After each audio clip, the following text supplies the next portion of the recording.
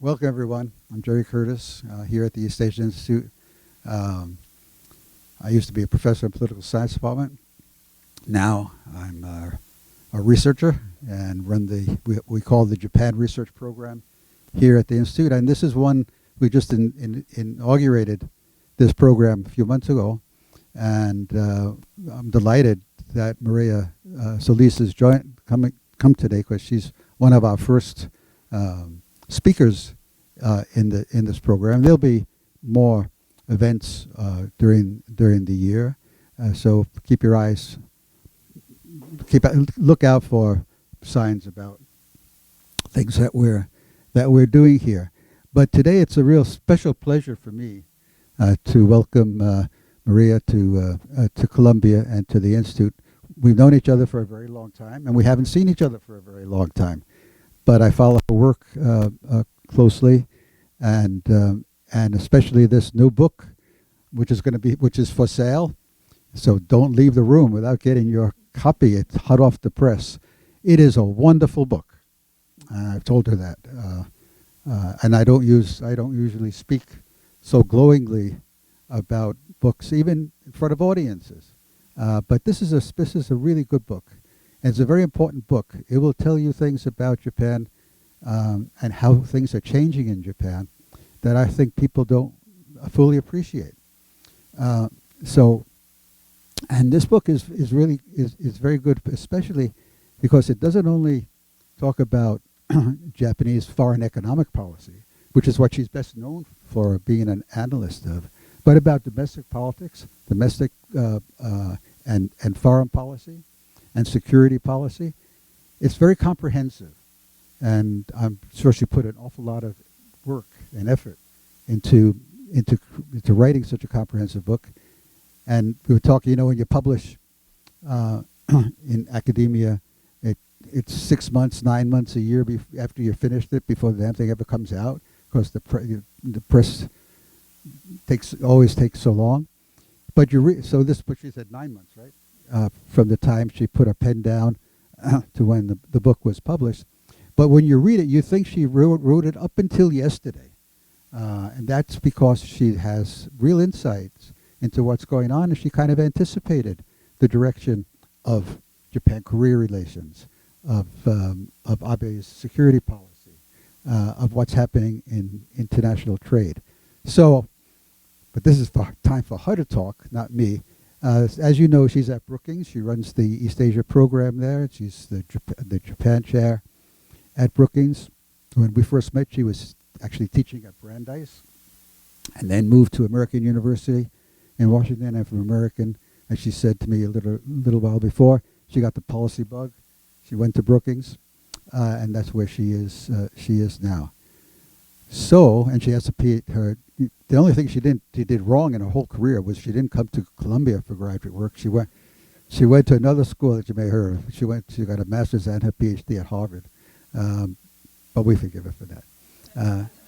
Mireya, welcome here. Welcome to Columbia, and the floor is yours. It's wonderful to be here with so many others who I admire and who have really charted the path ahead for all of us.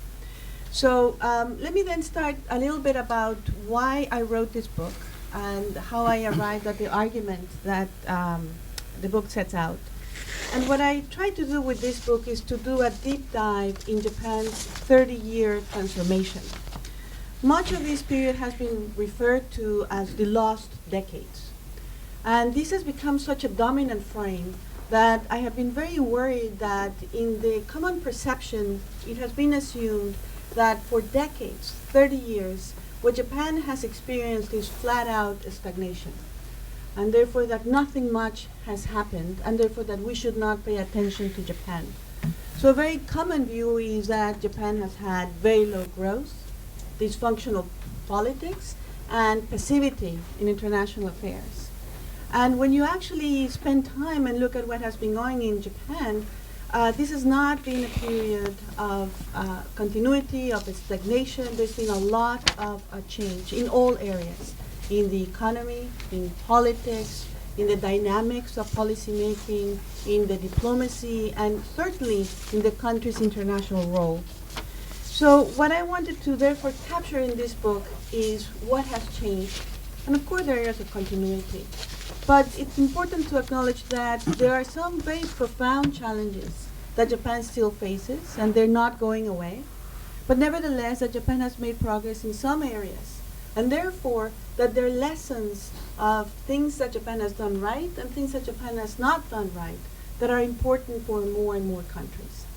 So as I was writing this book, and as I was trying to put together all these different dynamics, there were two messages, I think, that the book wants to really convey to the audience. One is that despite this very difficult 3 decades, Japan is now more relevant than it was before.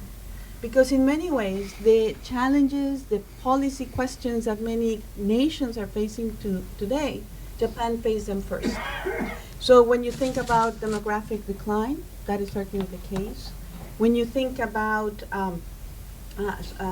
slow growth and how you try to then reactivate an economy, when you think about adjustment to economic globalization, and when you think about how do you cope with the new geopolitical terrain given the power shift in Asia with China's rise, I would say that Japan is a frontline state in all these dimensions.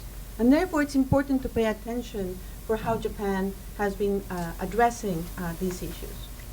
But the other dynamic, the other message, if you will, that I think really is the hook for the book, and I hope you find it interesting, is that it's unquestionable that Japan has experienced a loss of relative capabilities.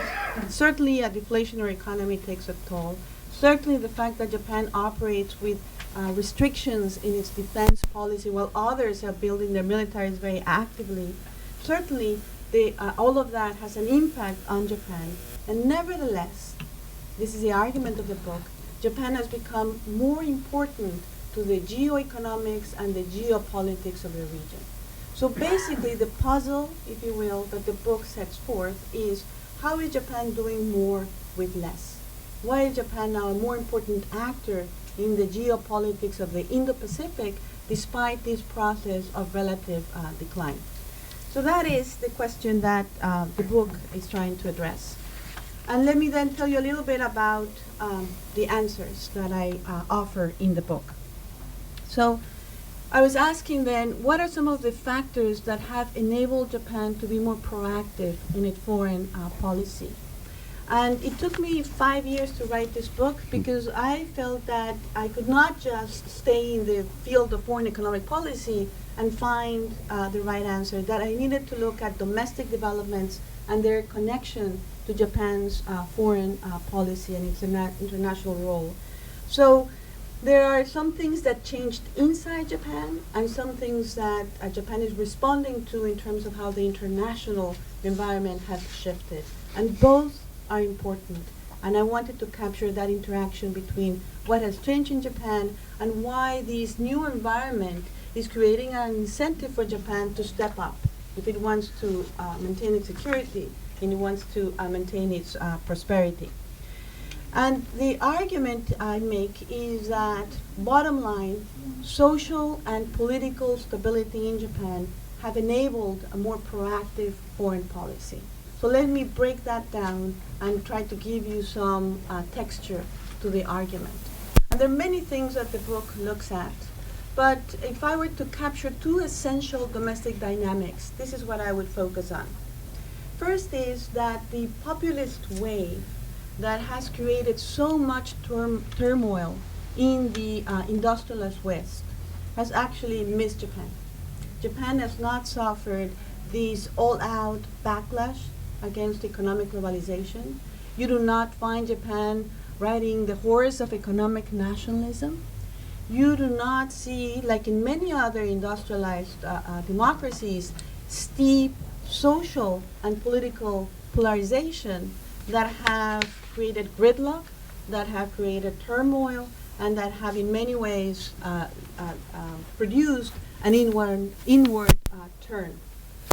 And I think this is interesting because it's not that Japan is living in a bubble.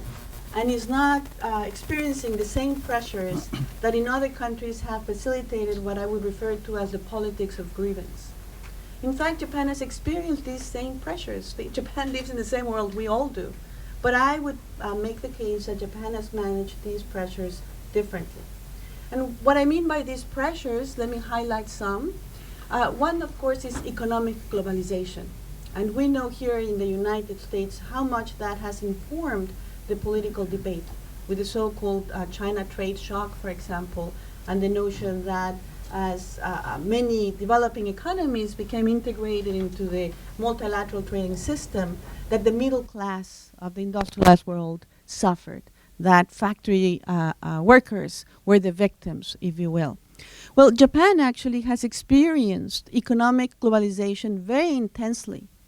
When you think about outsourcing, offshoring, when you think about imports from low-wage economies, Japan has been a protagonist in this. Japan has experienced that phenomena intensely. Japanese companies were pioneers in the development of global supply chains, regional production networks, when many of them invested abroad and created all these complex networks, dividing production, connecting them, and shipping back and forth components and so forth. A significant share of Japanese industrial base has been transferred abroad. The overseas production ratio for some industries is very high. And China's integration into the world economy, well, that was built with a very close economic relationship with Japan. And the share of imports coming from China and other low-wage economies in Japan increased. These trends have become toxic in the politics of the West, but they have not produced the same rejection or backlash or turmoil in Japan. There are many factors behind why this is different. Let me just give you a sample. One is that the labor outcomes of trade with China have been different in Japan because the Japan-China trade relationship has been more anchored in the supply chain model. And therefore, there has been more back and forth of intermediate products, more complementary relations. And therefore, that has produced less adverse job displacement from these imports. Secondly, Japan does keep a high level of employment security. You don't frequently see mass layoffs.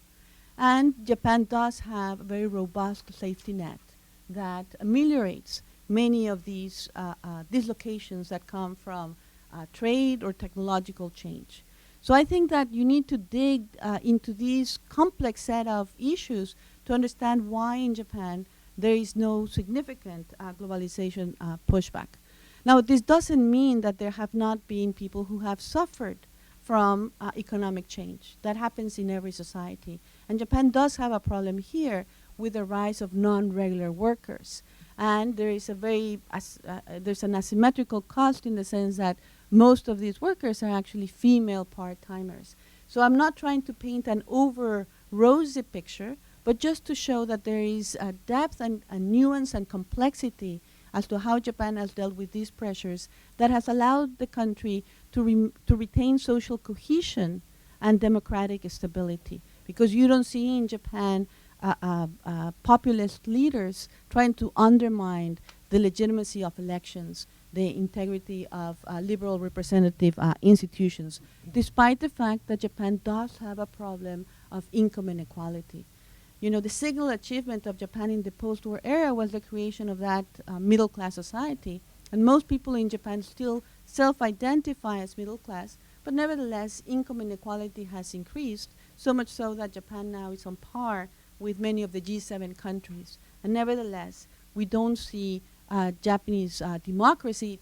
It has its own challenges, and I go over them in the book. You don't see the rage and turmoil of populism, but you do see disengagement and apathy. And that's also something that needs to be addressed. But nevertheless, that's one important element of stability. The book makes the argument. But there's something else that I want to highlight that changed in Japan that feeds into these more proactive Japan, more strategic Japan. And that has to do with policy-making dynamics. And the fact that you had institutional and administrative reforms in the early 20th century that elevated the power of the prime minister in Japan to actually rein in some of the bureaucratic sectionalism and to be able to initiate policies and see them through. When I was a grad student, we would frequently talk about the iron triangles in Japan, the power of the vested interest, and of course they remain. But the prime minister had a very difficult time tackling those pockets of resistance, and we began to see the rise of leadership in the Kante, in the prime minister's office. For the first time, when Prime Minister Abe came into power and taking advantage also of the longevity of his second term, he also was able to establish whole of government decision-making structures that made a difference. Think about Japan joining the Trans-Pacific Partnership Trade Agreement. When this happened, in Washington, there were actually many who were not pleased to see Japan join because they felt that Japan would be deadweight, because they had seen how Japan played only defensive and how Japan was very divided and the ministries would quarrel with one another. This was not the Japan that sat at that TPP table because of the creation of the TPP headquarters. So for the first time, that centralization, bringing the best talent across the bureaucracy so that they would negotiate on behalf of the national interest and not on behalf of the specific ministries. Another important development was the creation of the National Security Council in 2013, and therefore for the first time, Japan issuing a national security strategy, thinking whole of government objectives and how to see them through. So, the rise of executive political leadership is another important trend in Japan that has had important effects. Now, let me turn to what changed around Japan that therefore created a strong incentive for Tokyo to do more. So you have the social stability, you have this new ability to think more broadly and implement policies for the national interest. And this was particularly important because the neighborhood has not improved for Japan. On the opposite, it has become more dangerous. And it created an incentive for Japan to do more. And there's so many things that we could discuss about how the international environment has changed for Japan, but I'm trying to be concise. So let me just tell you a little bit about how Japan is worried about the direction of China and the United States and the great power rivalry between the two of them, and how that then has been an important factor for this awakening of Japan. So Japan-China relations. China has been central for Japan's foreign policy for a very long time. And I think that it's fair to say that earlier in the post-war period, Japan was the most ardent practitioner of economic engagement. And the idea that this was the way in which you would repair relations after the damage, the devastation that Japan had brought to China and others in the region during World War II. And therefore Japan used economic assistance to rebuild that relation, then foreign investment, and then when China began this reform era, you see a burgeoning of the trading relationship. And the magnet of the Chinese market continues. It's a vast market. But now for Japan, it has become more complicated because as China remains Japan's largest trading partner, but now it is openly acknowledged in Japan's national security strategy that China represents the biggest security challenge to Japan. And what is Japan worried about in China? Well, there's plenty to be worried about because China has lost its appetite for economic reform, and you see a investment in state capitalism practices, but now with the goal of becoming self-reliant in cutting-edge technologies. There is concern about the rapid and non-transparent military buildup from China. There is a lot of worry about in Japan about how China has these expansive territorial claims, certainly with Japan over the Senkaku Diaoyutai Islands, but with many others. And China is pushing them without regard to international law, and therefore trying to undermine Japan's administrative control of the Senkaku is a source of great concern. But I would say that the worry goes further Because to the extent that China is intent or sees as desirable weakening the U.S. alliance system in the region, that goes to the detriment of Japan's security because the United States remains the anchor of Japan's security. So there's a lot at stake here. Now, a word on U.S.-Japan relations. I'm coming from Washington. I guess that's my everyday. So let me just be brief here, but it's important. It is certainly a high moment for the alliance. I would say that it's striking how much the allies are aligned in how they're reading the challenges in the region. They're concerned about the direction of China, to be sure. They're concerned about North Korea as well. And I think that there's a lot of alignment and a lot of areas of coordination, and importantly, in ways in which Japan was central in planting the idea, in taking the initiative, and the United States responding and enhancing it. What I have in mind is, of course, the revival of the Quad, and of course, the free and open Indo-Pacific, which now the United States uses as its frame for thinking about the region. And so this is, and of course, on economic security, Japan has become central to the United States because, Japanese companies have key niches in the advanced semiconductor supply chain. And if the United States wants to control what China can access or not access in certain chip components, then it needs the cooperation from Japanese companies and Japan. So there's a lot there that is shared among the allies. But we should not lose sight of the fact that there are gaps between them. And as much as they're doing more together now, the challenges of coordination are also more severe. And certainly when you're considering planning for regional contingencies such as in the Taiwan Strait. So what are some of these gaps? And I have no idea how I'm doing in time, but keep on going. All right. So what are some of these gaps? Well, certainly with the, let me start with the China question because it figures so prominently. What I would say here to capture what I see happening is something like Goldilocks phenomena. I think that Tokyo, a decade ago, was very worried that the United States was not waking up to the challenge from China and that they had a more disruptive major power in the region, and the United States was not really taking that in and responding as needed. This happened 2010, for example, was a wake-up call for Japan when the ramming of the Coast Guard by a Chinese vessel and that whole thing later on erupted. But I think that later on with the Trump administration, many people in Tokyo were worried that now it had gone to the other extreme and that the United States was moving towards framing competition with China in zero-sum terms, and that also could be extremely dangerous and disruptive and not taking into account sufficiently perhaps the stakes of the equities of other countries. So getting that balance right on how you compete with China without creating too much risk, I think is an area that continues to be essential for Japan and the United States to discuss. There's another area where Japan openly expresses, I don't know if the right word is disappointment, but certainly concern. And when Prime Minister Kishida came to Washington in January, there was it was all about how excellent everything is.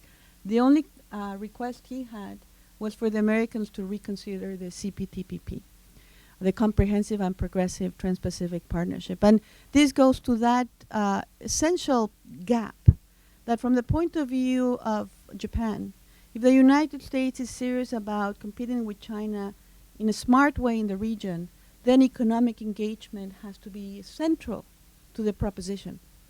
But that's not the tune in Washington today. On the contrary, the United States now thinks of trade agreements as something that brought harm to American workers. They think that they don't want to discuss any further trade liberalization, and they're building up the economic security track with a lot of defensive economic measures. So this remains an area, I think, where the two allies are not in the same place And I would say that more broadly, countries in the region have very different views of the merit of economic integration, and this is a fundamental challenge for the United States' influence in Asia. So as you can see then, Japan as a middle power is in the middle of a completely changed geopolitical environment, because now the United States and China are defining their relationship mostly in competitive terms, and they're worried about the direction of each of the great powers. I forgot to mention, and this is a big omission, that of course Tokyo and any other Asian country I've spoken to analysts from worried about the direction of American democracy and worried about consistency in U.S. foreign policy, because we flip-flop from one administration to the next. We remain very defensive on the economic side, but then how we treat allies varies tremendously from one region, one administration to the other. So these are then very serious challenges for Japan. And I think that then that has created the incentive for the country to do more. And so then let me answer that other part of the set of questions I started my talk with. How can you do more with less? And what we do see is a marked change in Japan's policies and role in the region, especially when you think that, as I mentioned before, on trade, Japan used to be a very passive player, always on the defense, a rule taker, not a rule maker. That's no longer the case. And on the political security role, also Japan trying to avoid a very overt political role in the region. Again, Japan has left behind this shyness. And now it's very much front and center in the rewiring of the lines of economic and security cooperation in the region. So how do you do this? I would say that it's clear that if you have diminishing resources, the best asset is networks, is to leverage through cooperation with others. And therefore, in the book, I developed the idea of statecraft of connectivity. And the idea is that Japan is trying to become a hub of sorts, and has an all-out diplomatic push on economic and security. And I would say that it has yielded some very important results. Let me tell you a little bit on the economic and then the political security cooperation angles. So, Japan is now, and has been for a very long time, but continues to renew itself as central to the Indo-Pacific economy.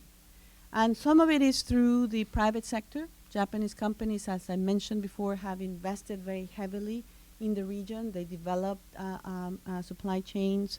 They remain critical in the operation of some very advanced components and machinery. But it also has a government, a public side, because the Japanese government has been very active in infrastructure finance. And again, I think that we all are focused on the Belt and Road Initiative. It's about to reach its 10-year anniversary, and certainly has been a very important initiative from China. The numbers have been big, but I think that, and that goes to why the quiet title for the book, but then we miss part of the plot, and that is that Japan is actually a very important player in this arena in the region. So when you look at the figures as to how much China provides to Belt and Road, how much the United States, Australia, and Japan, it is Japan that is a peer competitor of China. It is not the United States. China is ahead when you look at Southeast Asia, but it's not like a lead that's beyond all levels. I mean, it's something that Japan remains very competitive here. Clearly, Japanese projects, infrastructure finance, are more expensive. But the idea is that Japan provides a long-term project with quality infrastructure and financing terms that do not trigger later repayment difficulties. And more importantly, I feel that many countries in the region welcome this because it gives them alternatives. So you don't have to put all your eggs in one basket. And I think that importantly, Japan and China then are competing for regional influence, but neither one of them is framing this in zero-sum terms. Nobody is saying, if you participate here, we'll no longer talk to you. And I think that is a more savvy way to carry out economic diplomacy. Add to that the new role that Japan has now on trade liberalization, which is something that as a grad student I never thought I would be able to say. But Japan now is a leader of free trade. And Japan now sits at the intersection of the most significant mega trade agreements that have been coming on in effect in the past few years. First, it was rescuing the comprehensive and progressive TPP after the United States abruptly left in 2017. Most people felt it was gone. I actually remember, probably I needed for my own psychological well-being, the day after the election when President Trump won, I wrote an op-ed saying, the TPP is dead, long live the TPP, saying that it was Japan's turn to pick up the agreement. Because, yeah, I didn't know it was going to actually happen, but to me the rationale was very clear. And after that, then there's the agreement with the European Union, and now the Regional Comprehensive Economic Partnership that includes China and represents something like a third of world GDP. And Japan now is at the cutting edge in terms of codifying rules on digital economy and high standard, high ambition, trade liberalization, you name it. And that was not the Japan that we had been used to. And on the political and security and defense side of things, what I think is also quite new and significant is that Prime Minister Abe launched in 2016 the Free and Open Indo-Pacific. And now many other countries use that as their reference. Their strategies might be different when you actually look at what they're doing, but in terms of how people are visualizing the boundaries of the region, it's very significant that in many ways Japan was ahead in putting this forward. But what's most significant is that in my mind, and maybe I'm wrong and I welcome your thoughts, this is the first time in the post-war era that you see Japan putting forward a blueprint for the regional order. And then thinking about what set of principles are different diverse countries in the region willing to abide by for the sake of stability and prosperity. So what are these principles? Well, no use of force to change boundaries, no use, freedom from coercion, freedom of navigation, and these very fundamental principles to allow for this region to continue to thrive as it had been doing in the past. And the other thing that Japan has done is that it has now cultivated, it deepened the alliance with the United States, I should say.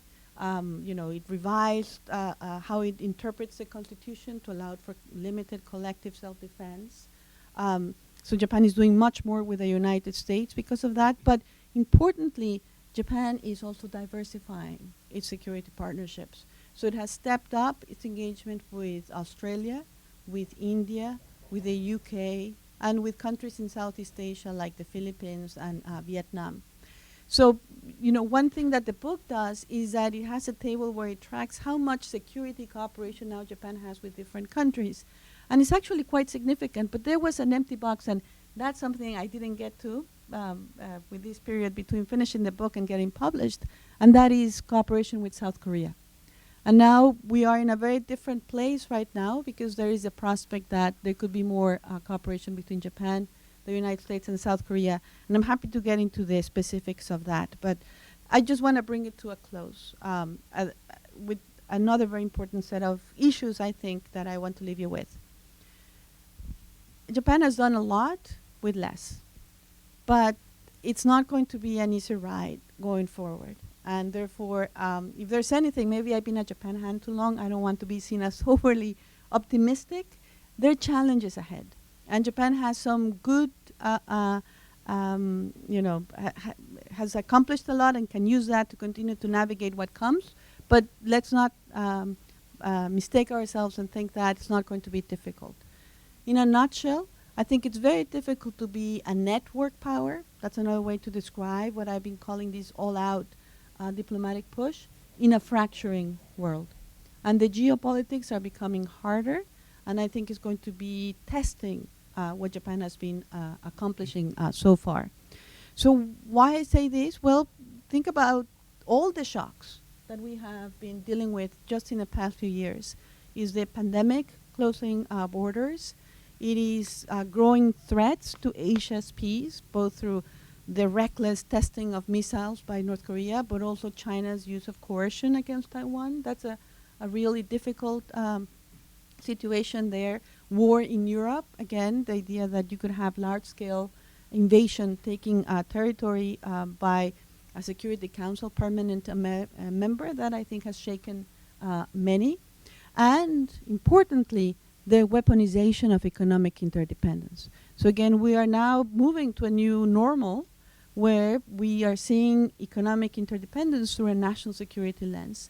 And that is going to be getting that balance right. It's going to be very difficult to achieve. So a word on all of this, and then I'll wrap up for my initial remarks. On the pandemic, I would just say that I think that Japan managed COVID-19 very well in terms of the public health guidance that was given. I think that with hindsight, we know that that was the right guidance to provide, and that's, I think, is reflected in the relatively low number by international standards of cases of infection and deaths. Even though in the beginning of the pandemic, everybody was fixated with the Diamond Cruise incident. But, traversing the pandemic and looking back, health-wise, Japan did very well. But what I consider the Achilles heel of Japan's pandemic response is the protracted border closures using nationality as the factor to decide who comes in and out. And I think that that hurt Japan's international standing, but in particular, it hurt the ability for the country to attract people to Japan. And that is critical. That goes to the connectivity strategy. Japan's future needs to bring researchers, students, everyone, and also needs to bring workers of all skill levels. And the irony I see here is that in 2019, the Japanese government revised the immigration law. And for the first time, it made it recognized that manual workers, explicitly recognized that manual workers are important to Japan, and then created a special visa system for 14 sectors. It's a small step, but it's a huge step at the same time. 2019, and then what happens at the end of 2019? COVID-19 hits, and that is put on hold.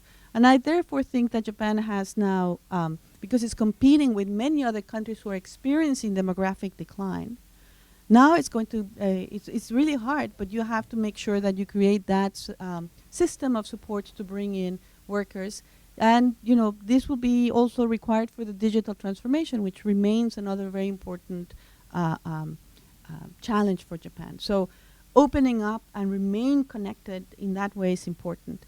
The second one, I would say that on the economic security front, we are now in a place where most countries are trying to become self-sufficient, and this might be dangerous territory.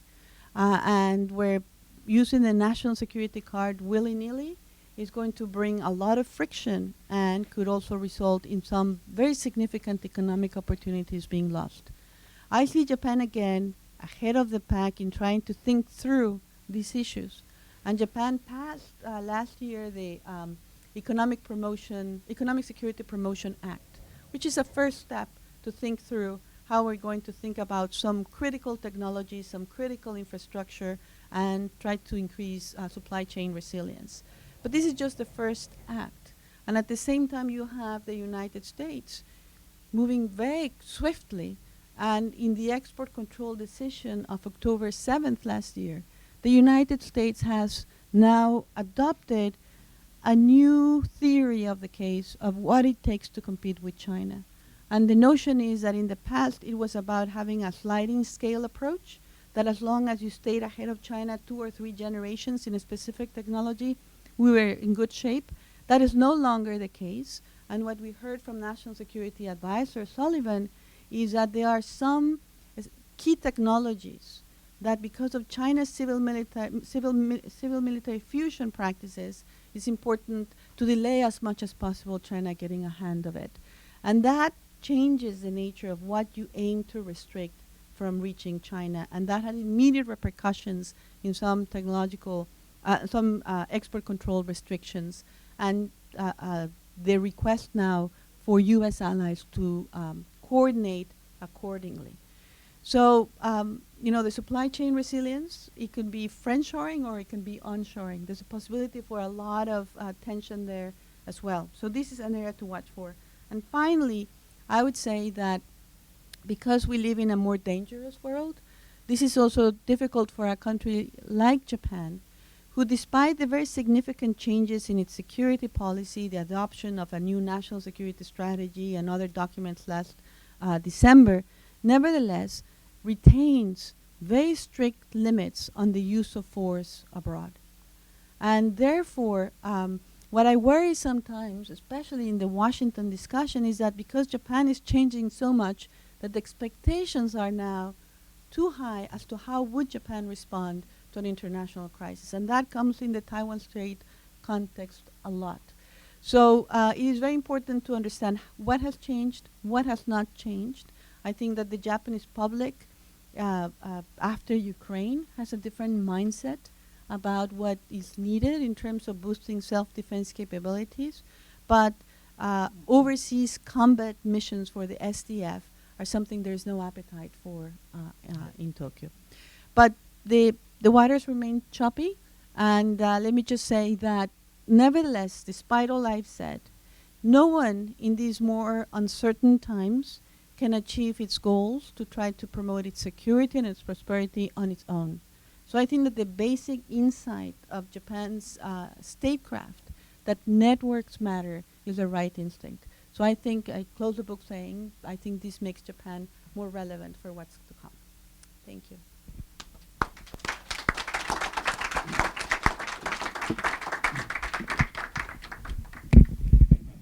Thank you, Mireya. That was really terrific. And oh, come on. Can you hear me? Yeah, it's all right. Okay. So it's just another reason why you want to get this book, because there's a lot in this book for a relatively small book. You got to read it. Take your time and read it, because every sentence has something interesting to say. The big issue I want to, there's lots of things I want to ask you about in a limited amount of time, but it seems to me that yes, the past 30 years have not been a period of stagnation. There's been change. I think people who look at Japan, oftentimes they see like a placid lake, but they don't see the undercurrents. And then all of a sudden, what was under the surface pops up, and they say, wow, Japan never changes until it changes suddenly. Well, it's not that they're changing suddenly, it's that most people, unlike our speaker today, aren't looking at the undercurrents, aren't looking at what's bubbling up. But it has been bubbling up, so that's true. So it's been going on for 30 years. But I think there's something else going on. Something fundamental has changed since Japan hit the 21st century. This is not the Japan we knew in the second half of the 20th century. And I've been playing with this idea, actually just the last few days, weeks. The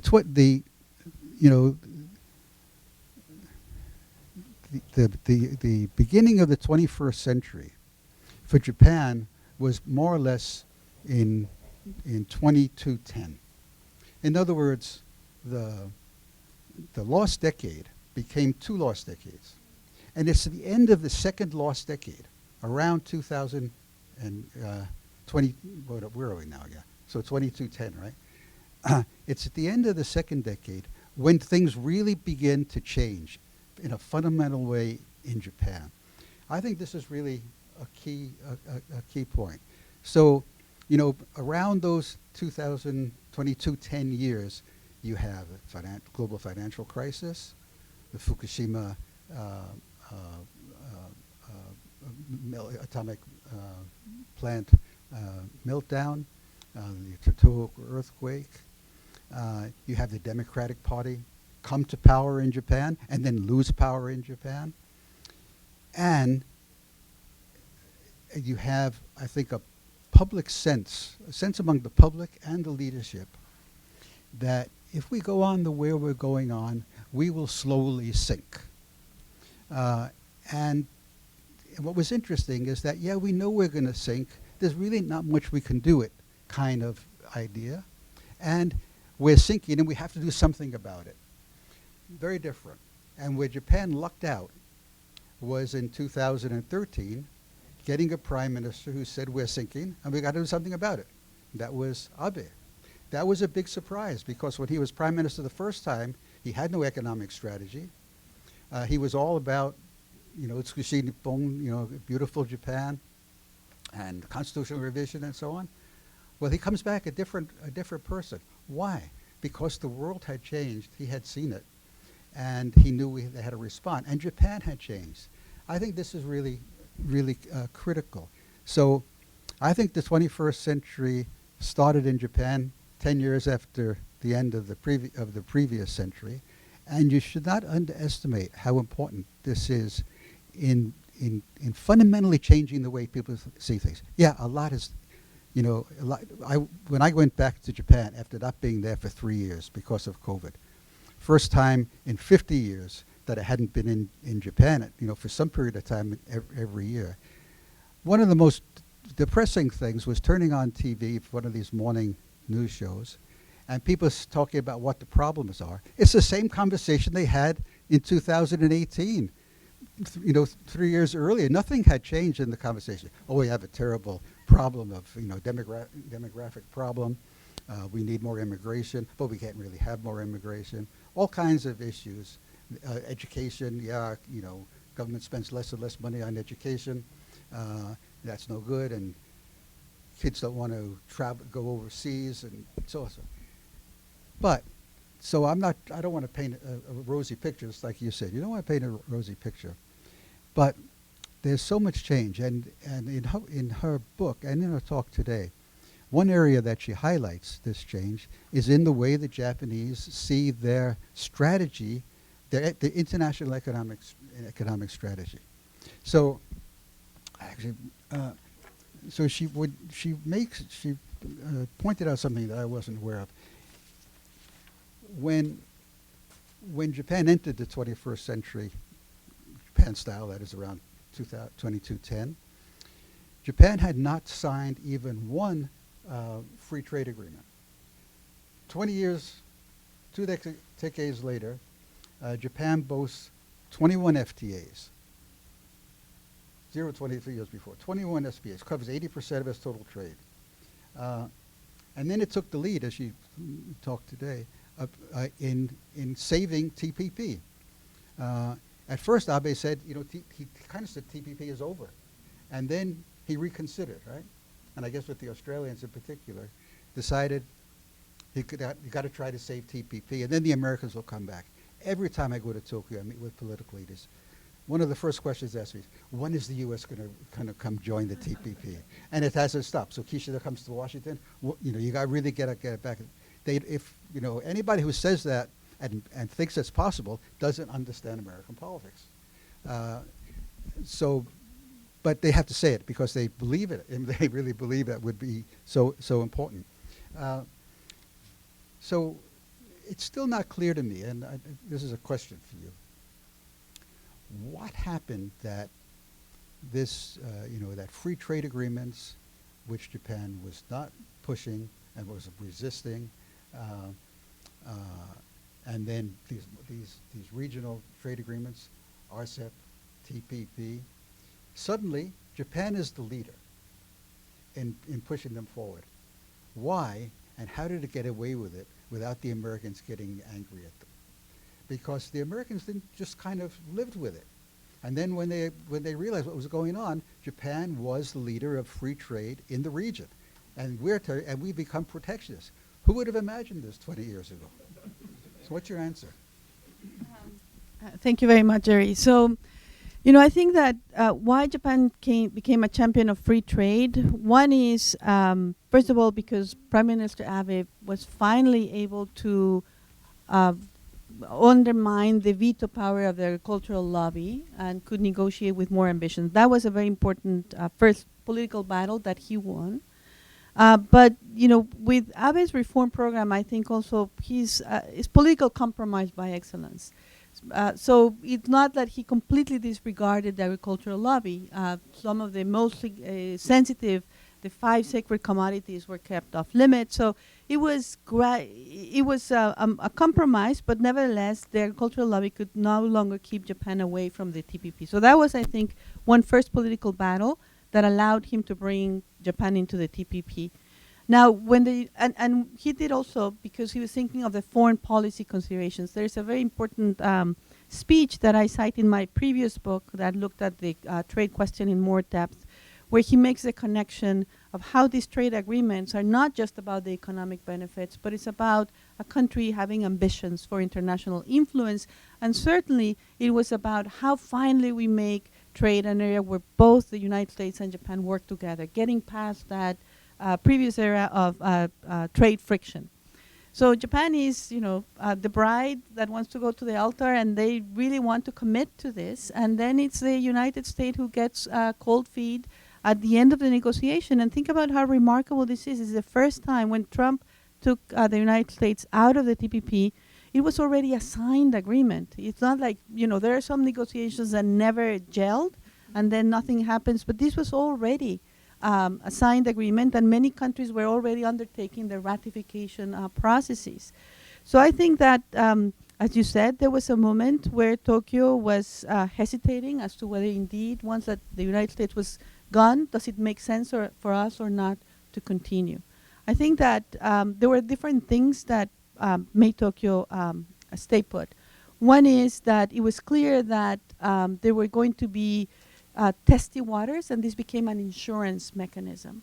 And as a middle power, when you see the protectionism on the rise, you want to protect rules-based trade, and therefore these trade agreements now have broader meaning because the United States was not going to be the one encouraging everybody to open up the market the way in which it had happened before. So there was a new rationale for the TPP, and also because China was becoming more mercantilistic, going to all this state capitalism practices. So that created a new rationale. The other important element, and this is what you referred to, Jerry, is concern about the U.S. reaction. I think they did. My sense is that they did check if this was going to create another wave of another episode of deep friction with the United States, and they had the reading that it did not. And in my mind, it is because the United States assumed that once they were out, nothing will happen with it. That the Japanese can talk about it, they can, have these meetings, who cares? And this was, remember, a moment where the United States government is thinking that the tariff is the way to go, that the tariff gives you advantages, and therefore, they think that this is not, doesn't amount to much. And eventually, once Japan resuscitates with the cooperation of the other countries, the CPTPP, so American producers did begin to see their position erode in the Japanese market because they were not enjoying the preferences of the CPTPP. And that only compelled the United States to negotiate a very narrow, lack of imagination, lack of political will, trade agreement with Japan to give them parity with CPTPP preferences for the beef products, chicken, and so forth. But it was when you think about the high point of the CPTPP, it was about rules. It was, of course, opening the market, creating the dynamic of economic integration, but then thinking through what is the structure of the regional economy we want to have and how we actually become attractive to the region. That was a high point, and the US and Japan were working together in it. The United States is not doing that through the TPP anymore. Now it has a different mechanism, IPEF, but without wanting to open the market, it's going to be very difficult for the United States to be seen really serious about leading the region economically. The point you made the point, but I just want to course. That's, I think it's so important that that uh, the competitor, the key competitor to China in East Asia is not the United States. The pure competitor is Japan. And if you look at the data, which she has it in the book, about building regional networks in Asia, it's Japan. That's the most important country. And I don't think Americans have any idea how important Japan is. We think that what's going on is a U.S.-China zero-sum competition, and countries have to line up on one side or the other. So the Japanese are trying to compete with China, to be a counterweight to China, but not to burn bridges with China. And how you do that and not end up burning your bridges with the U.S., which the Japanese cannot afford to do because they need the U.S. alliance for security. That's a tough road to hoe, right? And so I want to ask you a little bit about how you see them trying to balance the need for a security, the closest possible security alliance with the United States, and a positive economic relationship with China, its major economic partner. And as part of that, Japan now has this economic security law. And I think that a lot of people who push that law, including like Ms. Amari, they sound like American protectionists. This is not so much about economic security, it's about somehow keeping the Chinese down. And there are other Japanese who see it not that way at all, but see it much more as trying to have supply chain resilience and so on. Not that people like Amari don't see that as well, but what I'm saying is I sense a real divide among the Japanese leadership between those who think it is possible to maintain a balance between Japan's dependence on the United States and its security-wise and dependence on China, economic-wise, and those among the leadership who don't think that's really going to be possible in the long run, and they have to line up closer with the U.S. How do you see it? Jerry, I think that is a critical question, and I think it's also very important to highlight. I've been saying Japan this, Japan that, but there's certainly many different ways of thinking about these specific issues in Japan. And certainly for Japan, Japan is doing much more also on defense and security and aligning with the United States on economic security. And all those movements are also going to create some tension with China, and they're already doing so. At the same time, I think that the way in which Japan has tried to balance this is by saying we're open to negotiate trade. And that is the importance of the regional comprehensive economic partnership.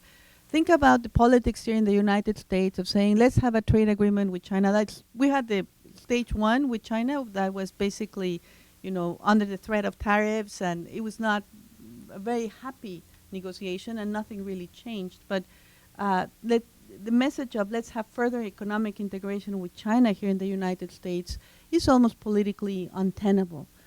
In Japan, it's still possible to make that case, and there's an important agreement out there that sends that message. There's been some skillful diplomatic, rhetorical movements. For example, in 2018, when Prime Minister Abe was intent on stabilizing relations with China, they had a very rocky period after the 2012 purchase of the Senkaku Islands from the private owner. Infrastructure finance became a mechanism. Even though both China and Japan compete in this arena, they said, well, we could, in principle, have cooperation on third countries. So on the occasion of Prime Minister Abe going to Beijing, they had 50 memorandums of understanding of specific projects where hopefully they could do something together. Have they done anything? No. At least as far as I know, no. So that's why I use the word rhetoric. But I think it sent a signal that they wanted to not frame the infrastructure investment push as zero-sum, and certainly send a signal that many in Southeast Asia welcomed for trying to keep communication channels open. Having said that, even now in the economic security track, which has become so important to the region and certainly to the United States and Japan, Japan is trying to find space from what the United States is pushing for. Let me give you an example.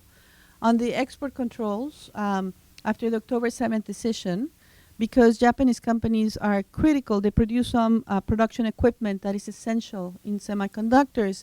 The United States wanted them to align their export control system so that these production equipment could not be shipped to China and give them the ability to produce the very sophisticated chips.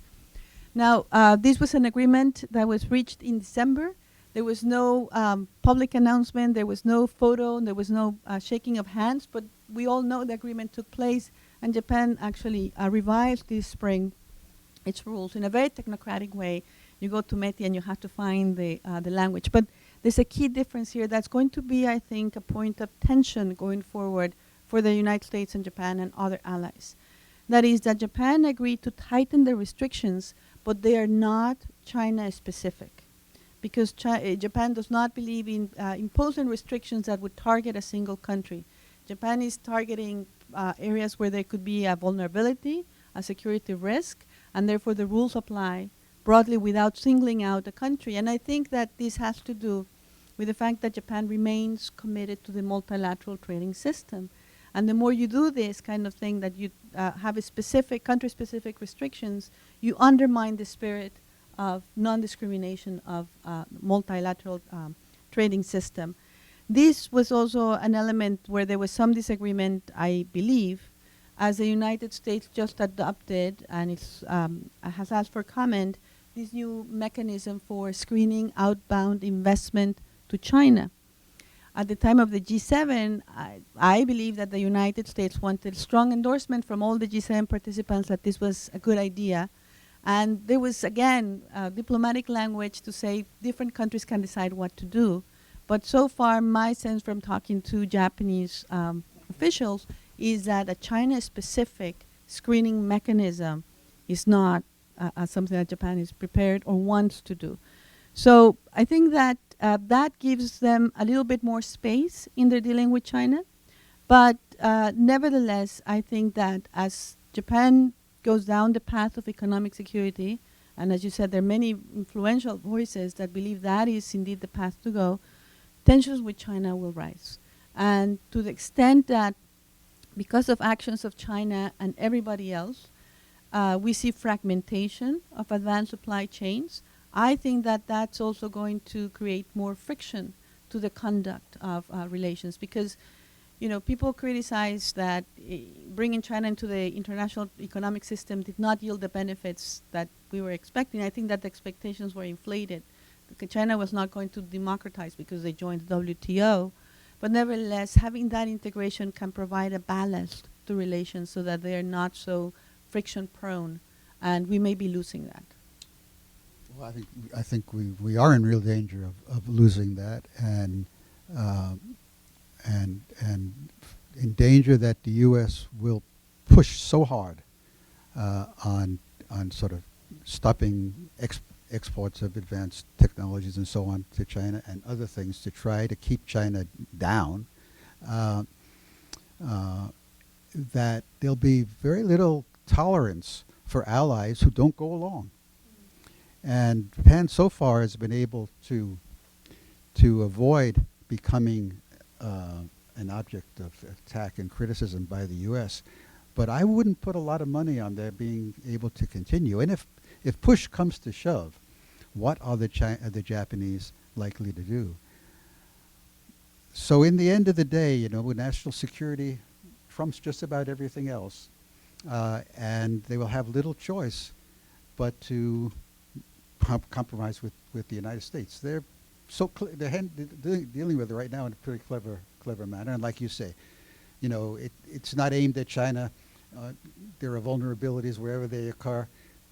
We'll deal with it. But everybody knows that means one country in particular, and that's China. And who knows it the most? The Chinese. So, so I would not underestimate the dangers that we face and the dilemmas that we face and that Japan faces in trying to maintain some kind of a balance. And it's where economics and security or politics meet. You know, it's not only the danger of a Taiwan war. What's going on in the South China Sea is very worrisome because the Chinese are pushing and pushing. Just in the last couple of weeks, articles in the Times yesterday about how the Philippine Navy cut one of the rope, underwater rope that was making it impossible for the Filipino fishing ships to get into their own territorial waters because the Chinese claim them. It won't, you know, it wouldn't take all that much for one of these incidents to become a military confrontation in which the U.S. cannot be a part. And then if the Japanese say, well, we don't deal with military issues that way, we're only defensive, that's not going to last for very long. So I think the idea that it's like we're looking at what looks like a moving picture, not a photograph, but Japanese security policy. Don't send troops abroad. Yeah, that's true now. What happens if there's a Taiwan contingency? Not clear that the Japanese, I mean, it is clear. The Japanese will have to support the United States. At the minimum, they have to give some rear area support for the United States. So what does the alliance mean for the U.S.? But it could be much bigger than that. So not that we can, all I'm saying is that the dangers, well, you actually you talked to the same point. The dangers that we face in this world where the so-called post-war liberal international order is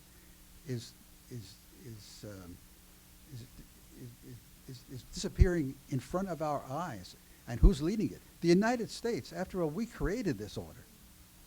And now we're running away from it and adopting a straight-out protectionist policy. So I think the Japanese are doing pretty well, quite well really, in trying to somehow maintain their balance and keep all these possibilities open and develop security ties with other countries in the region, try to maintain an economic relationship with China. I think, my impression, the Japanese business community has so many people who are so intimately familiar with China, much more than the Americans do. We don't know China the way the Japanese know China. And what irritates me or disappoints me when, like, Kishida comes to Washington and says, we really want you to be back to be back in TPP, but doesn't say anything about, your China policy. You really should think more about how you talk about China. You don't rub their nose in it. Face is important. Simple things like that. It's the Japanese who, if anybody can convince the Americans to change their style in dealing with China and change some of their policies, it should be Japan. But they keep quiet. They don't say it. They'll say it privately to you or to me and to other people, and maybe some at the bureaucratic level, Japanese foreign ministry officials talking to their American counterparts with whom they're close. They'll express concern about the U.S. But at the top political leadership, it's still the old Japan. It's the Japan whose leader says, Joe, we're really on your side. Finally, on that point, it bugs me that, as far as I know, and the little I've seen on video of Kishida in Washington meeting with Biden, Kishida says, Joe, it's so good to see you again. I'm glad we could meet. And then Biden says, Prime Minister Kishida, really happy you've come to Washington. There was one news report, it must have been about 2 minutes long, in which Kishida must have said Joe at least 10 or 15 times. And Joe never called him Fumio. He's the Prime Minister of a very important country. Yes, Mr. Prime Minister. And what you see there is the respect that the U.S. is showing to Japan, Mr. Prime Minister, and the almost desperate effort by the Japanese Prime Minister to be buddy-buddy with the American president, because that's so important for the relationship. It is important for the relationship. But this way of thinking, let's hope 21st century Japan is going to get over it and have a different way of thinking.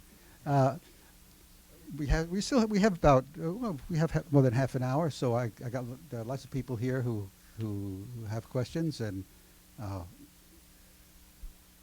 it is Andy. You know, I wasn't certain behind that mask.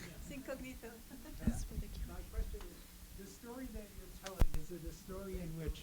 Oh, sorry. Is telling a story in which Abe comes along in his second term. He realizes we got to do something, so he does a lot of stuff. He defeats the agriculture lobby. He envisions FOIP. He does this, that, and the other. Then he gets assassinated, and after that, his successors float along on that accumulated capital, sort of maintaining the same thing? Or are you saying that the vision and the energy that Abe instantiated are ongoing, with post-Abe continuing to be vision and network and countering China and stuff like this? Thank you very much for the question. I think it's very much the latter. And I think, with Suga, it's very hard to say because he didn't last very long. He was there for a year, but he did make some important, launch some important initiatives in the areas where Abe had been missing in action, like climate change or a real push for the digital economy. But when it comes to the geopolitics of it, I think that we see Kishida now taking a very different direction from Abe by, basically a 180-degree turn on Russia policy to the invasion of Ukraine. And that had been an area where Abe had really cared about, also because of his family connections, that he wanted to have that rapprochement with Russia and solve the issue for good. That never happened, and Kishida immediately condemned the invasion of Ukraine, joined the sanction package. Japan had been had not done much in 2014 when Russia took Crimea, but that was no longer the case. And I think that it is true that because of energy dependence, they have kept the Sakhalin projects. But nevertheless, I think that Japan and Kishida was willing to pay a very significant price. Now you have Russia and China exerting more pressure on Japan. A lot of the strategic conversation had been about of recent years, the Taiwan Strait, strengthening the Southwest Islands. But now you're also now thinking more about challenges in the north and the possibility of a China-Russia coordinated pressure. But also, I think, a domestic cost to Kishida, in the sense that with the rise of inflation, that's one of the major elements why he has not been able to sustain good levels of public support. And clearly, this has had a cost. But I see the network strategy at play, and I think that what the Prime Minister is doing, he's best known for this phrase that Ukraine today is East Asia tomorrow. So he's connecting what happens in Europe to the Indo-Pacific, and we know there's significant differences between the two theaters, but he was willing to step up for a crisis in Europe, hoping that there also be some connection from or investment of from Europe if something like that happened in the Indo-Pacific. And new firsts, like him being invited to the NATO summit, the Prime Minister, that's certainly a new development. Now, I'm not sure if the Europeans are going to reciprocate as effusively as Kishida has in putting himself out in this way, because they are obviously tired from the war effort. Macron has made some interesting comments that leaves everybody scratching their heads. The opposition to the NATO liaison office, even though it was a small outfit. But nevertheless, I think that the instinct or the vision of this network strategy to overcome the challenges of today lives on. Just a slightly different view. I think it's both. I think what the continuity is partly that the people who are designing the policies, like the National Security Council and MEDI, they see it in strategic terms. But I think the Prime Minister himself, as far as I can tell, he doesn't have a vision about anything. And he's listening, but he listens to what his advisors say. And so he listens to his advisors, and he listens very carefully to what the Abe faction wants to see happen, and he represents those views. So leadership should matter, and it does. But he's something of an enigma, and I'm not the only person who thinks so. I think that's the way he's viewed by a lot of. That's why, he's highly regarded abroad, and he's not popular among his own voters. Why? Because he comes across as someone who isn't leading, but following as the leader. At least that's my impression.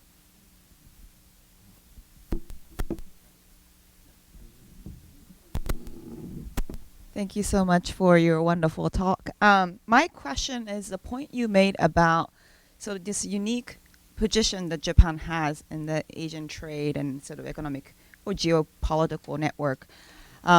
There's an argument that is made by Inang He about how China is also sometimes hesitant to punish Japan and use economic coercion against Japan, even though they did cut off rare earth minerals back in 2010. But now, especially during Trump years, it seems that China was a lot more hesitant to punish Japan economically because of this unique position in a trade. And Japan has a higher technologies in this trade mechanism. And as you described, they have more complementary relationship with Chinese industries.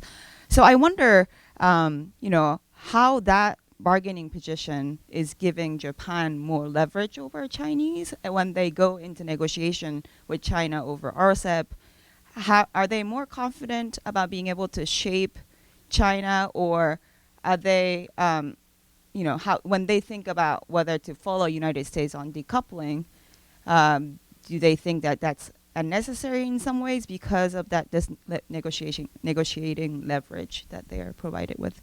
Well, thank you, Ayumi-san. That's a great question, and I actually cite that exact observation from Professor Hui. So I found it very insightful, and I do think it makes a difference. And let me give you an example.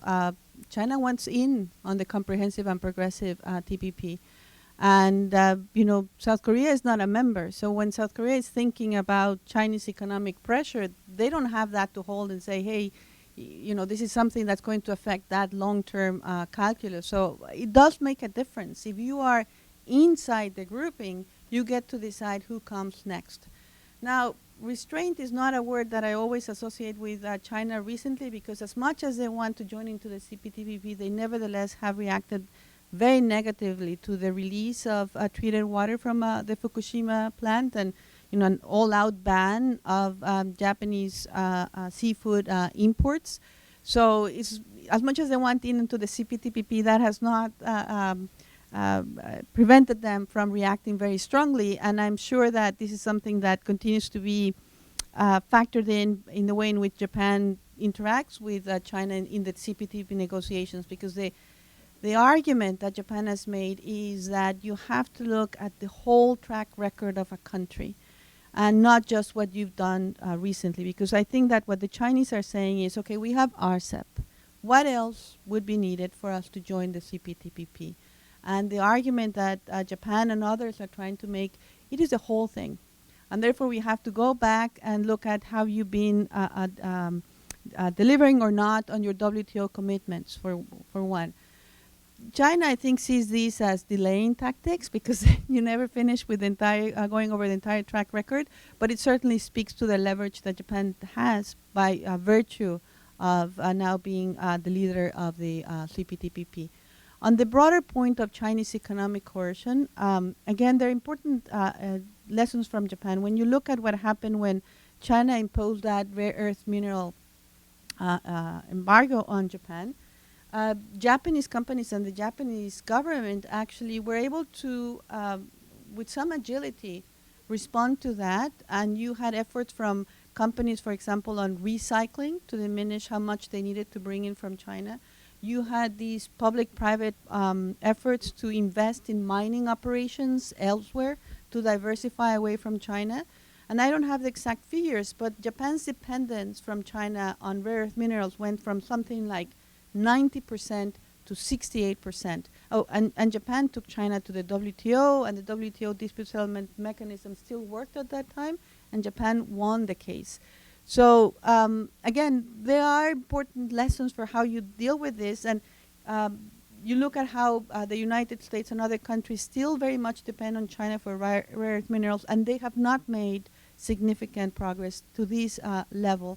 And China now is beginning to apply pressure. Just this summer, they announced that they're going to be restricting the exports of germanium and gallium. I hope I'm getting the names right. So one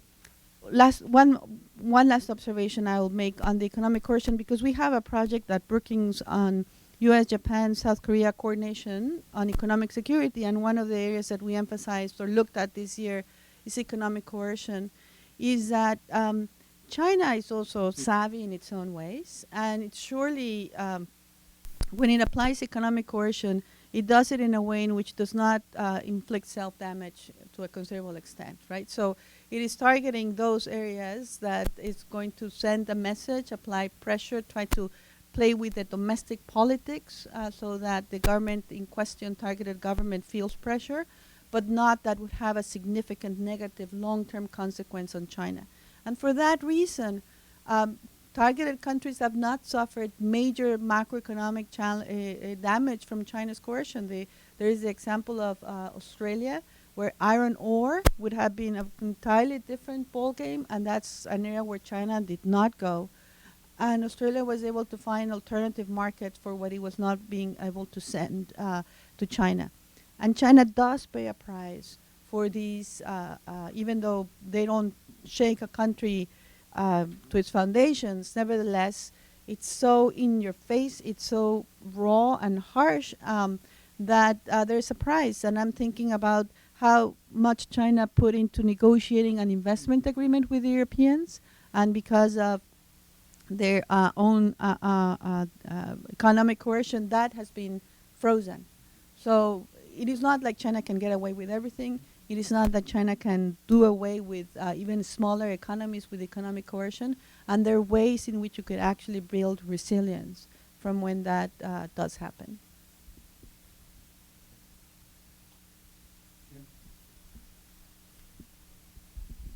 Thanks. That was a fascinating talk. And I think you really put your finger on it when you're talking about how Japan's political stability and societal stability and continuity has permitted Japan to be proactive. And like a good economist, you really focus on the macroeconomic factors. I'm wondering how much, though, you considered other things like the media, that Japan doesn't have a media that's hyperactive and shallow, as we see in the US and UK, or political dynamics, that there's no true opposition after the flame out of the DPJ, and these populist parties or populist politicians haven't gotten traction. So I'd be curious to just get your thinking on that, and then what do you think could change that, or do you worry anything could change that stability down the road? Thank you. No, those are great questions. Let me start with the political and then get to the media. I think that I do see significant problems for Japan's democracy going forward. And I have a comparison of, there is a varieties of democracy database that they look at how democracies are doing on different dimensions. And what's really interesting in that database is that overall ranking, Japan and the United States are liberal representative democracies, and overall rankings are very close. But the areas where they excel and where they don't score well are completely different. So on the political polarization variable, the United States is very high, but Japan is not. But then in terms of people actually being engaged with the political process, believing that voting can make a difference, being willing to participate in different political activities beyond voting, very low scores.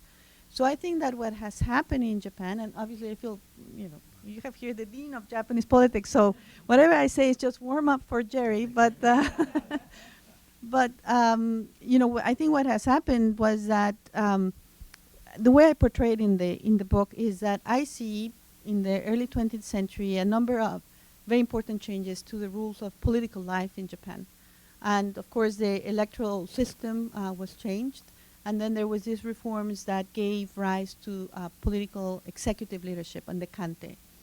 And a lot of what the electoral rules wanted to do was, of course, cleaner elections and cleaner politics, and candidates that would run on ideas and not just, whether they inherited from their father, and usually father indeed, their seat. And but also I think that there was a hope that Japan could have a more competitive party system. And what I see is that these two reforms, more or less, 1994, 2000, 2001, they take place. And there were two potential outcomes: a strong executive leadership and perhaps strong competitive party system. But only one has panned out. And, for many reasons, the DPJ, 2009, 2012, the first time you see this major opposition party winning and then imploding. And then the paralysis in decision making and the inability to respond to effectively to the earthquake and nuclear accident, all of that. And I think that in the mind of many Japanese voters, there is now a sense that the opposition parties are not ready or are not prepared or cannot deliver. And then you see what has happened is fragmentation of political parties and the inability. It's very hard to compete with the dominant LDP-Komeito coalition, and I get into some of those dilemmas of how you are an opposition party in Japan, and it's difficult because if you cooperate with the Communist Party, then that opens a can of worms as well. So I think that that's a real problem for Japan's democracy, and I feel that there's an interaction effect. Some people worry about an overly powerful kante, and we saw that in the phenomenon of sontaku, of bureaucrats anticipating what they think the prime minister may want and giving some preferences, privileges. And I think it's because we lost one of the channels of accountability, which would have been the possibility that you can be voted out of office, that would be a real possibility. So this is a very long-winded way of saying that there are issues with Japanese democracy, unquestionably, that people feel that no matter who I vote for, things are not going to change. That's certainly not healthy for a democracy. The book also tries to pay a lot of attention to the phenomena of populism and be precise about definitions, because believe me, one of the hardest thing of living with this book for 5 years was uttering the word populism, because there are like 1,000 views out there and everybody thinks that what they don't like is populism, but that's not analysis, it's just emotion. So what I try to do is go to what I think are some of the most sophisticated writings on populism that make the distinction between anti-establishment, which does exist in Japan, anti-elite, but not so much anti-pluralism, which is the idea that only we the people matter and minorities, we're not going to deal with them. And I have not seen populist leaders in Japan as such unraveling domestic politics. We do have that here. We might have it back, hopefully not next year, but there's a very different dynamic at play. But there are some pockets of populism in Japan, and there's some small parties. So I would never say never, and I do think that it speaks to some unmet needs from many people who perhaps feel they don't have the opportunity and are disengaged from the political process. That certainly is not good, but Japan is not at the danger, I think, of what I call the populist trap, which is hyper-partisanship, questioning electoral integrity, and there was something else that I can't remember right now. But that's, and to the media question, yes, that's an important issue in Japan. And there is this very interesting analysis that I quote of Kaori, I can't remember, but in the Funabashi book, she has a chapter on media in Japan. And a lot of it, I think the problem is self-censorship. But I don't feel that in Japan people are still as living in disinformation bubbles as we are in the United States. And I think that there's more hope there, because once you only consume the media that confirms all your priors and it's a black and white, us against them, then that's when you begin to fall into, I think, the polarization trap. But that was the warm-up. Good for you.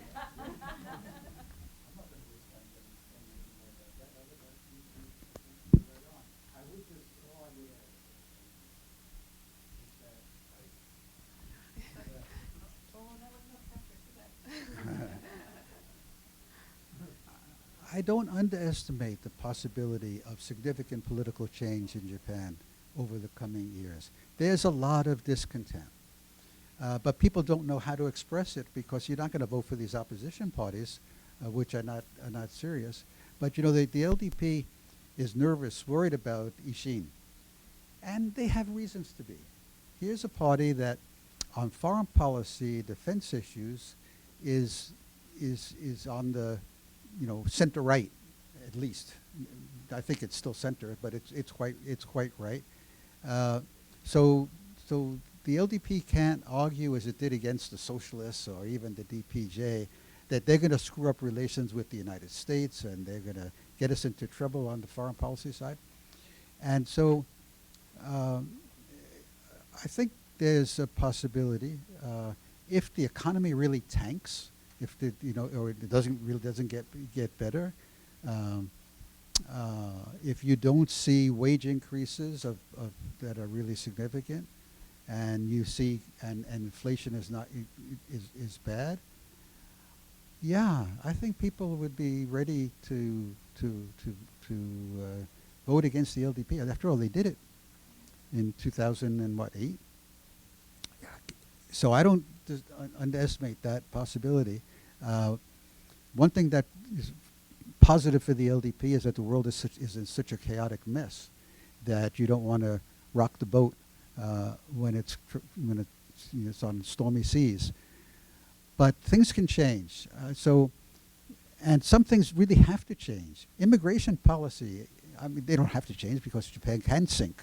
Even now, in this new 21st century, the 21st century Japan is different from 20th century Japan, but there's still a lot of connectivity.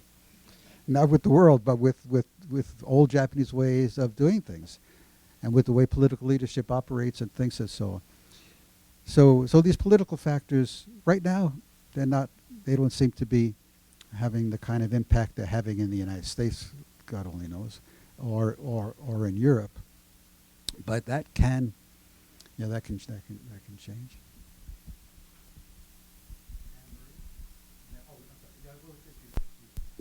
Thank you very much. I have a very simple question. It might be, but I would like to question the government deficit.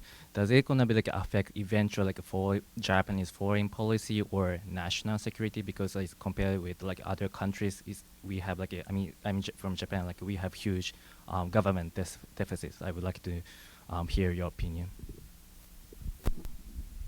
Thank you for your question. I think that it's a very important issue because I see more and more demands for government expenditure, and we already know that the public debt to GDP ratio is very high. It has been high for a very long time, but with the COVID response, with the goal of trying to encourage Japanese to have families and address the low fertility rate and demographic decline, with the push for digital innovation and infrastructure for that.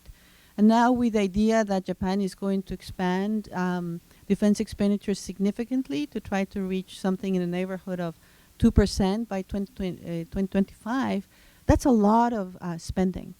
And it's going to be, I think, there are going to be political fights about that. And that, I think, some of the most vicious political fights in Japan have been about raising taxes, because that is the question, right? And some of the difficulties, I think, that Abenomics had was to know when to go or not go forward with the increase in the consumption tax. And Abe even called a snap election saying, I'm going to postpone and please give me your vote of confidence. And there is this phrase, I'm citing all the authors I use in the book, but there's some phrases that are so good that Tobias Harris has a very good one, that the consumption tax is this layer of Japanese prime ministers, because these are really vicious fights.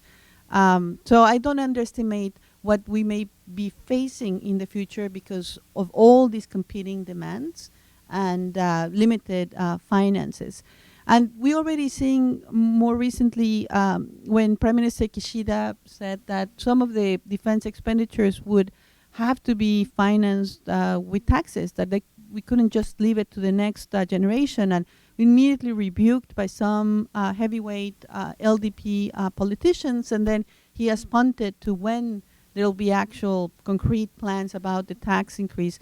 But that's not going away. And I forgot the economic security and bringing the semiconductor chain, semiconductor fabs to Japan. Everybody wants to spend, and the resources are limited. So the political fights are going to be there for sure.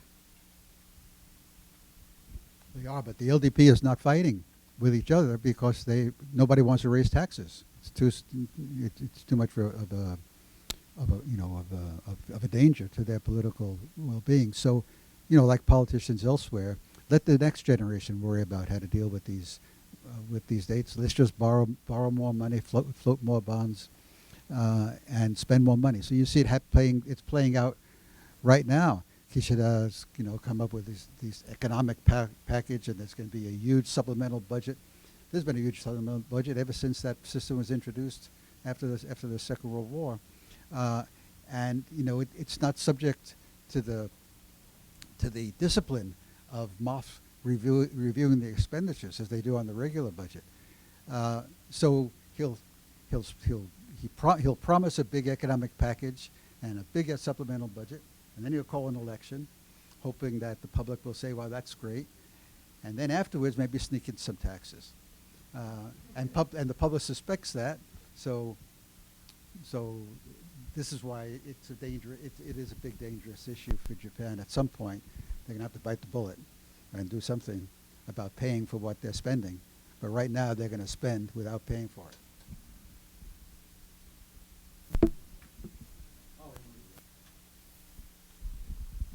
Thank you. My name is Anne Marie Murphy. I work on Southeast Asian international politics, and so I really enjoyed your talk, and so much of what you articulated about Japanese positions are similar to those held by Southeast Asian countries, right? They're small and medium-sized powers. They want a rule-based order.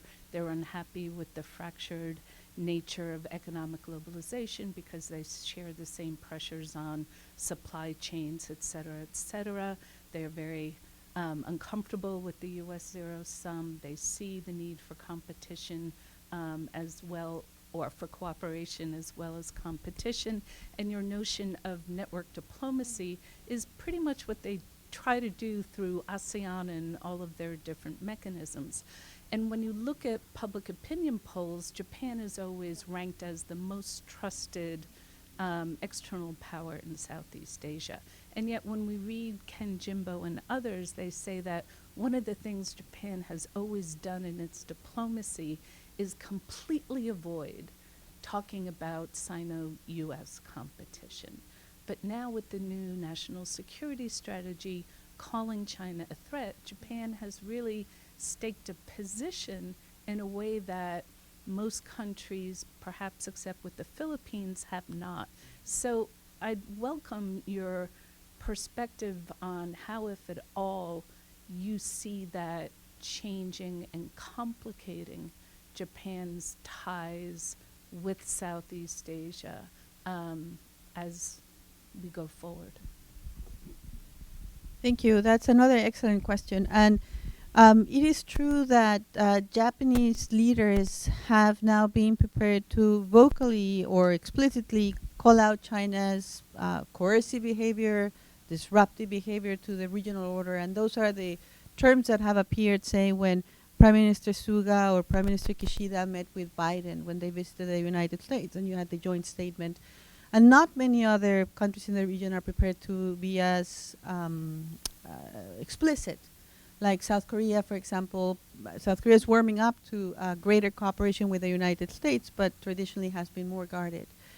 So I think that I'm sure that everyone in Southeast Asia is watching this, but I would also say that China has an incentive of not rocking the boat with Japan too much because it's facing competition with the United States. So I think that that has also explained why, for example, in 2018 they were receptive to when Prime Minister Abe traveled to Beijing. So I think that everybody is, of course, navigating a very complicated chessboard. On the broader question of how Japan engages with Southeast Asia, I do find it really fascinating, the surveys that you mentioned, that for example, the ICEA survey, I get that question from my colleagues all the time. So when they ask these experts in the region which countries matter in defense and hard power and economic power, Japan is invisible. One reason why I use the term quiet. But then when you ask him about trust, Japan is the most trusted. And when you ask which country would you lean on to navigate U.S.-China strategic competition, it is Japan. And I think that that begins to bring to the surface the different ways in which Japan is connected to the region. And there's been a consistency to the Japanese approach in Southeast Asia with these long-term economic assistance projects. What is new is this soft security cooperation, certainly building the Coast Guard capabilities to allow for maritime rule of law. That's all new, but again, it's done in a way in which is not overly provocative to China, but it's about helping Southeast Asia with their own capabilities. Now, Southeast Asia has not only the China-U.S. strategic rivalry, but I think that what Japan has had to navigate with Southeast Asia is that when Japan began to push for the Quad and the free and open Indo-Pacific, there have been concerns in Southeast Asia that they were being marginalized and that the concept of ASEAN centrality could take a hit. And that has always, I think, been a concern. So what I also found very interesting in the book, I trace the period of Abe diplomacy and outreach to Southeast Asia. And the first time Abe launched the Quad in 2006, or floated the idea of the Quad, there was no prior outreach to Southeast Asia. And I think there was a lot of aloofness or rejection of it. And that Quad never really took root because the 4 member countries were still not of the same mind as to how they thought of China in the region, for instance. So, you know, the Australians basically told the Chinese, don't worry, we're not going to talk about Quad for the foreseeable future, and that died, and it was resurrected a decade later. But before they resurrected the Quad, what did they do? And, you know, Mr. Yachi, who was the first national security advisor, had an interview that I found was very revealing, is that we did an all-out diplomatic engagement with Southeast Asia. And we first moved the free and open Indo-Pacific that has this strong connectivity on economic links and soft security cooperation with Southeast Asia. We made ASEAN connectivity a principle of the free and Indo-Pacific, and then, you know, another push for the Quad. So I think that that also reveals some skill in reading the region and putting the time and effort in building a consistent approach over time.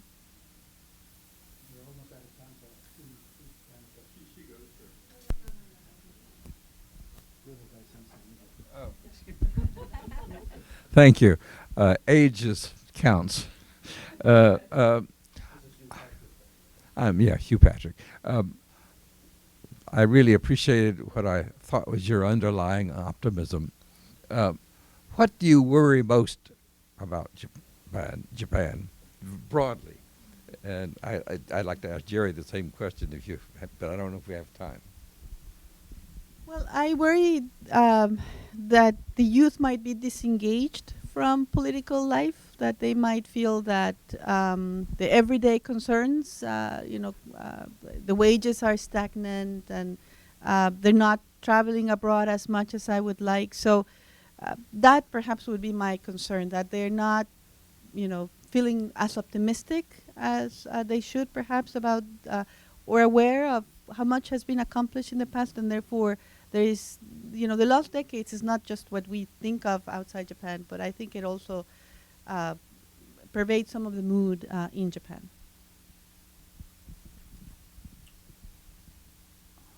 I worry about lots of things, but the